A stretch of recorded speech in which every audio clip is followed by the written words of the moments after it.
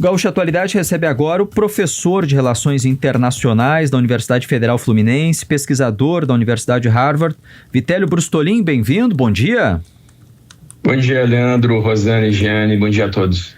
Professor, a guerra, a ofensiva russa no território ucraniano, no leste, completou 3 anos e tem novas cartas nessa mesa. Donald Trump assumiu o governo dos Estados Unidos, tivemos na semana passada aquela cena de troca de farpas, discussão entre Trump e Zelensky na Casa Branca. Zelensky já faz novo discurso, ontem publicou em redes sociais que está pronto para trabalhar sob a liderança de Donald Trump para buscar a paz. O senhor vê uma chance real de uma paz, de uma trégua ou de um fim de guerra no curto prazo? Leandro, bom, a carta do Zelensky para o Trump tentou apaziguar a relação dos dois países. O Trump ontem tinha anunciado que cortaria todo o apoio à Ucrânia, isso foi na segunda-feira, aliás, suspenderia pelo menos. Nós vimos aquele episódio na sexta-feira na Casa Branca, pela primeira vez na história, esse tipo de discussão entre chefes de Estado foi transmitido ao vivo pela televisão, uma discussão áspera. De qualquer forma, depois do episódio da sexta-feira passada, a União Europeia se reuniu no entorno do Zelensky. E aí, para a gente ter uma ideia, os países europeus ajudaram a Ucrânia até o momento com o equivalente a 137 bilhões de dólares, contrastando com 118 bilhões dos Estados Unidos. Então, já havia uma expectativa de que a Europa poderia, pelo menos, tentar continuar ajudando a Ucrânia, que, segundo Zelensky, tem armamento para mais 1 ano de guerra com os atuais estoques.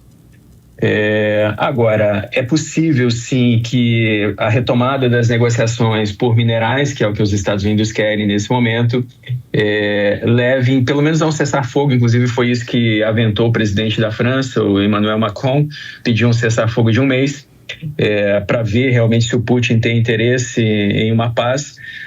Mas, Leandro, só para finalizar, uma paz que não traga garantias de segurança à Ucrânia nesse momento é considerada na Europa como uma paz provisória, porque o Putin já mostrou em outras ocasiões que ele quer continuar ocupando territórios tanto na Ucrânia, quanto na Moldávia, quanto na Geórgia e outros países do entorno. E se o Putin fosse parar, teria parado em 2014, quando ocupou a Crimeia. Não fez isso naquela época, inclusive ele não falava sobre a expansão da OTAN, mas em 2022 esse foi um dos argumentos para continuar ocupando territórios ucranianos. Então, tudo depende, e aí para responder a sua pergunta, se a paz vai ser permanente ou não, tudo depende das garantias de segurança que a Ucrânia vai ter após um cessar-fogo ou algum tipo de armistício. E, no momento, países europeus como o Reino Unido e a França, talvez a Alemanha, a Itália, se propõem a enviar tropas para aquela região de conflito para congelar as linhas como elas estão e impedir novos avanços russos no futuro, Leandro. Professor, quando a gente assistiu àquela discussão inédita, né, porque parecia tudo até preparado justamente para ser transmitido e deixando o Zelensky ali num aperto, ele não tem para onde escapar, ou ele entrega os minerais para os Estados Unidos, mas ele até se dispõe a fazer isso, mas o que ele pedia era exclusivamente segurança de que que a Rússia não vai invadir de novo, ou invadir outra parte do seu território.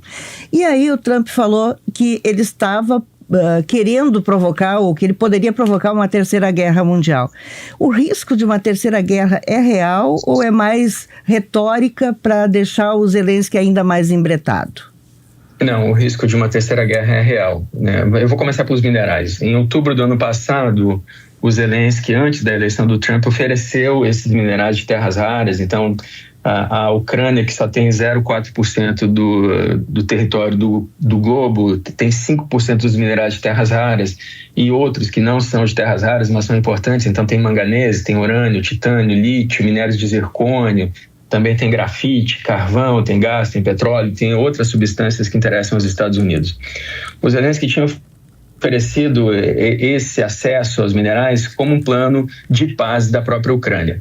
E esse plano aventava que, em troca da exploração desses minerais de forma compartilhada com a Ucrânia, ou seja, não é uma exploração integral, a Ucrânia receberia garantias de segurança.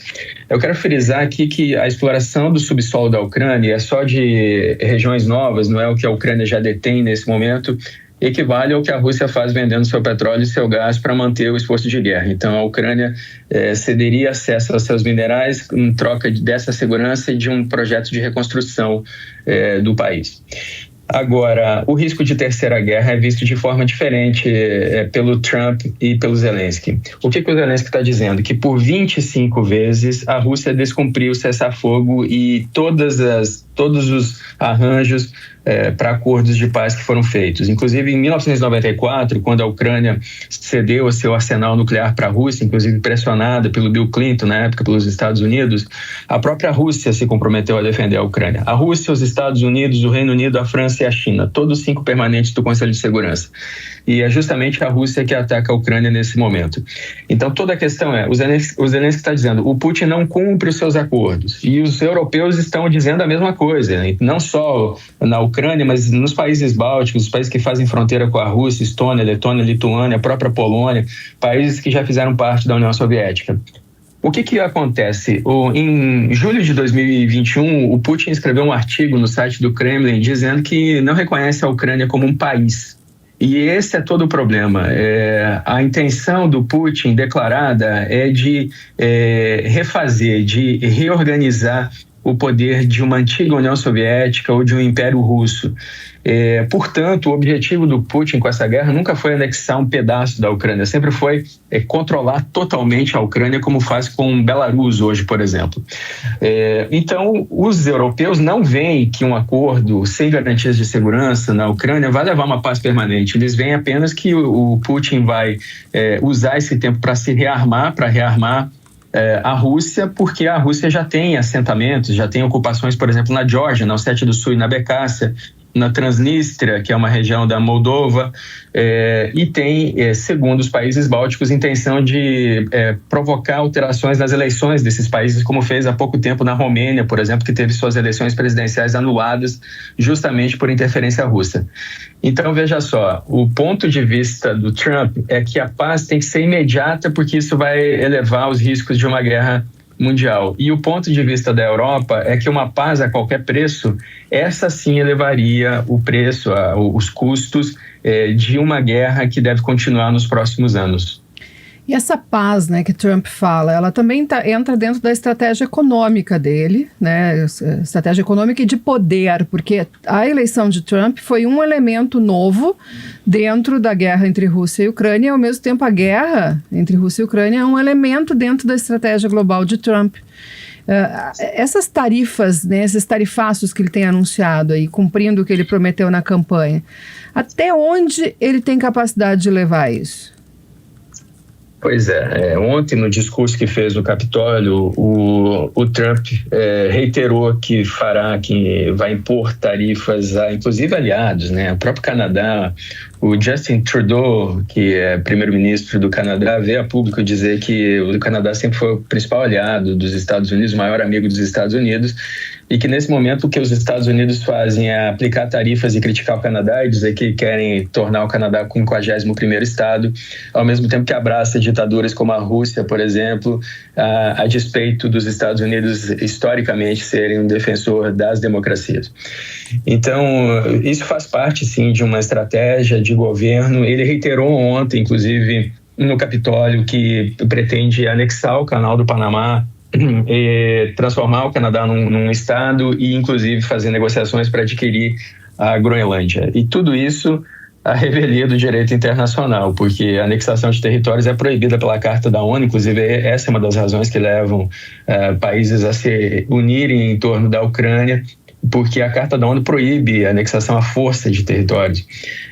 Nesses exemplos todos, né, no Panamá, no Canadá, na Groenlândia, até aqui o Trump tem dito que quer comprar a Groenlândia. É o único caso que ele não fala, não deixa aberta a porta de uso da força, embora durante a Segunda Guerra os Estados Unidos tenham construído dois aeroportos na Groenlândia, porque a Dinamarca foi invadida pelos nazistas e os Estados Unidos ficaram como defensores daquele território que só tem 59 mil habitantes, por sinal. Mas toda a questão no caso do Canadá, ele vem forçando o Canadá, inclusive cortando a ajuda militar, impondo essas tarifas e dizendo que se é para os Estados Unidos continuarem a subsidiar o Canadá deveria ser um estado novo dos Estados Unidos. E no Panamá, que é uma questão bem mais complexa, porque os Estados Unidos começaram a construir o canal em 1903 e aquilo já foi parte do domínio dos Estados Unidos. O canal foi devolvido para o Panamá, mas o Trump alega que a China continua tendo uma influência forte ali. No caso do Panamá, é aberto a intenção de que pode ser usada a força para ocupar aquele território. Então, tudo isso sim é parte de um plano e vem sendo reiterado sucessivas vezes. E aí, para finalizar, a gente precisa levar isso a sério, sim, porque são as declarações de um presidente. Muita gente diz que é bravata do Trump, mas se outro presidente dissesse isso, como Maduro, por exemplo, falou de ocupar uma região da Guiana, né, o Essequibo, a gente leva a sério quando o Maduro fala isso, muda o mapa da Venezuela. Então, no caso do Trump, isso também precisa ser levado a sério, embora em alguns momentos pareça apenas uma estratégia de negociação. Professor Vitélio Brustolin, esse apetite do Trump para a expansão, para ficar na história, de repente, dos Estados Unidos como um presidente que aumentou o território norte-americano, de domínio dos Estados Unidos, o senhor vê semelhanças com o apetite do Putin lá na Europa, Ásia, na sua expansão também, como, por exemplo, a expansão no território ucraniano? Leandro, essa é uma ótima pergunta e sim, há semelhança sim. As pessoas falam do imperialismo estadunidense, ele existe, né? Ele é projetado inclusive na América do Sul, mas também na Europa.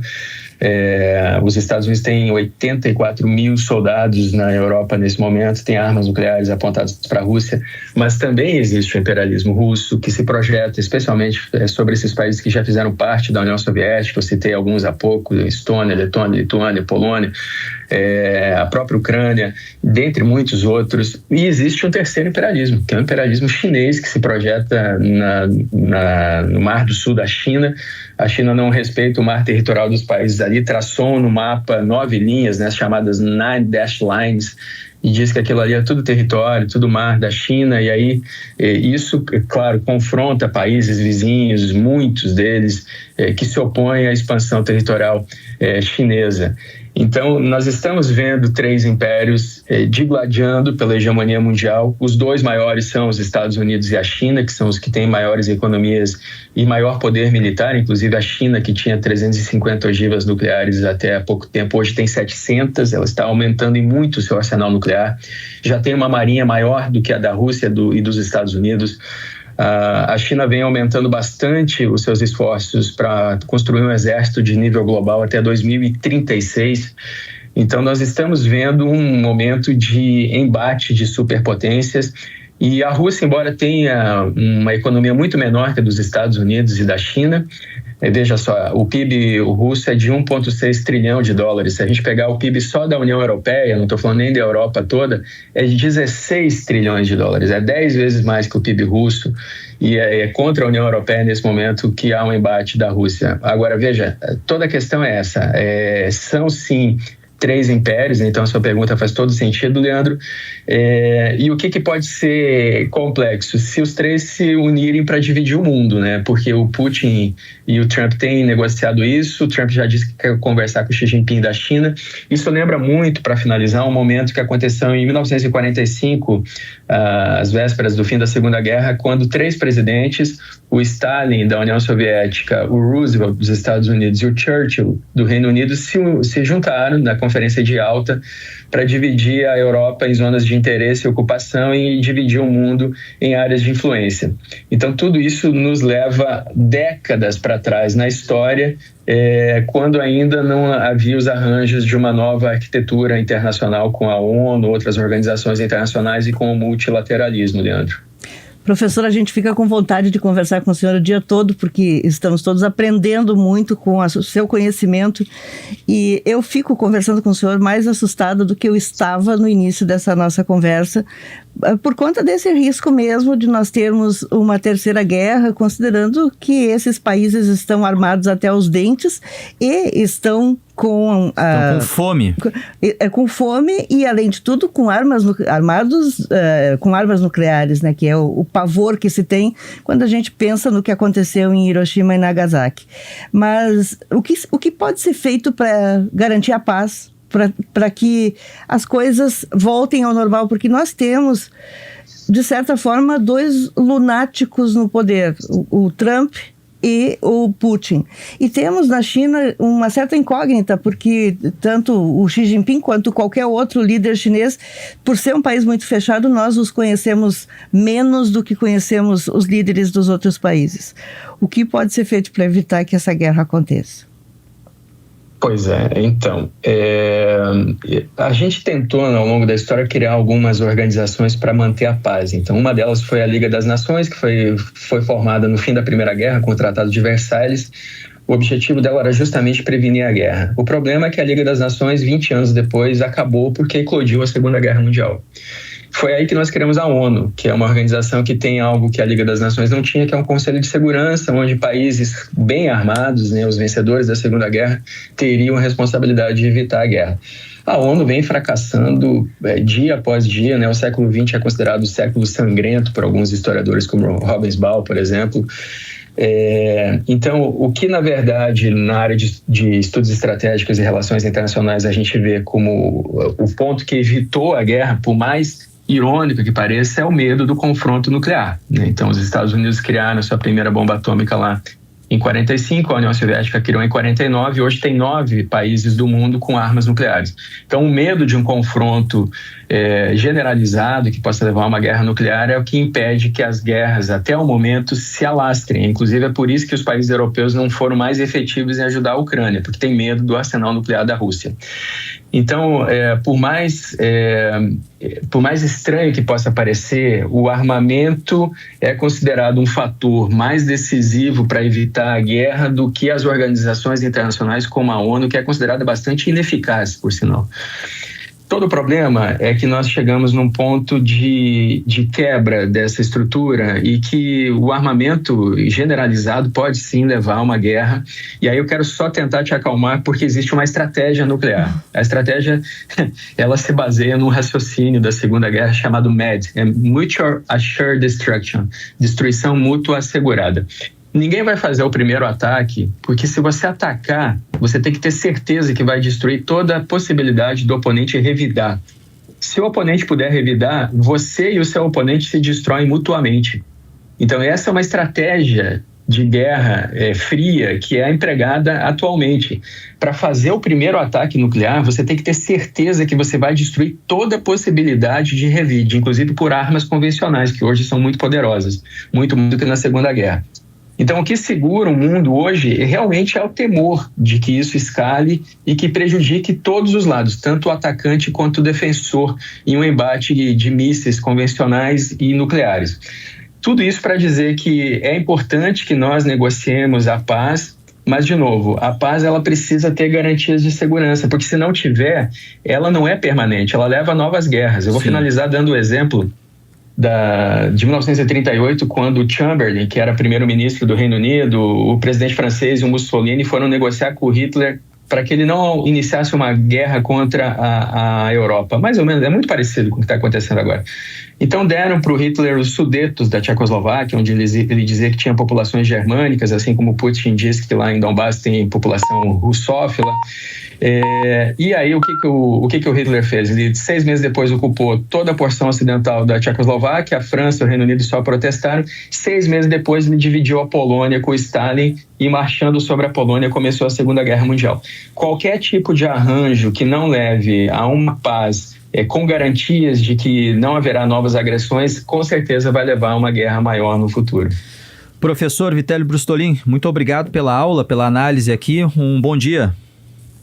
Obrigado pelo convite. Bom dia a todos meus conterrâneos gaúchos. Professor de Relações Internacionais da Universidade Federal Fluminense, pesquisador da Universidade de Harvard, professor gaúcho, Vitélio Brustolin.